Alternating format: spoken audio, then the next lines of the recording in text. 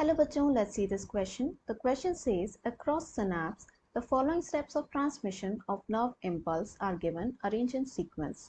तो यहाँ जो है A से लेके E तक हमें 5 अलग अलग स्टेटमेंट दिए हैं ट्रांसमिशन ऑफ नर्व इम्पल्स के बारे में, जिसे हमें करेक्ट सीक्वेंस में लगाना है।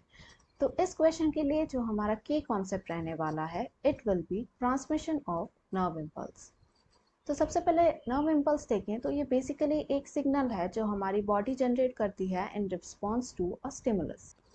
एंड ये सिग्नल जो है सेल बॉडी एंड एक्सन से होता हुआ पहुंचता है एक्सॉन टर्मिनल पे, एंड वहां पहुंचकर ये कॉज करता है depolarisation of the presynaptic membrane, यानी सिनेप्टिक क्लेफ्ट के पहले जो न्यूरॉन प्रेजेंट होगा उसकी जो मेम्ब्रेन है उसमें डीपोलराइजेशन होगा।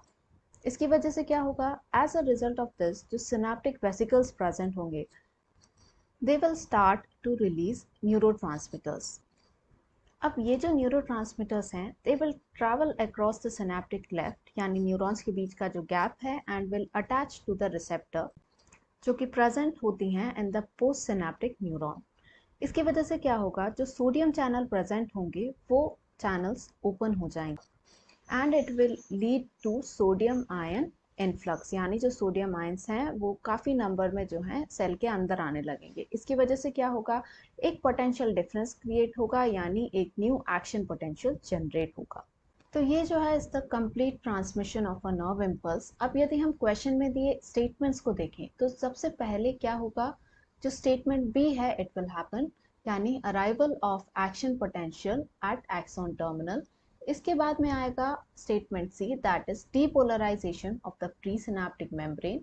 This will be followed by statement D, यानी synaptic vesicle fused with the synaptic membrane and neurotransmitter release in synaptic cleft by influx of calcium ion. And इसके बाद आएगा E, that is neurotransmitter binds to receptor on the postsynaptic membrane, and finally आएगा A, that is opening of specific ion channel allow entry of ion, a new excitatory or inhibitory potential are generated. And ये वाला जो combination है ये हमें देखने को मिलता है in option number 2, that is this one. तो यही हमारे क्वेश्चन का फाइनल आंसर भी होने वाला है। Hope you understood it well. Best of luck.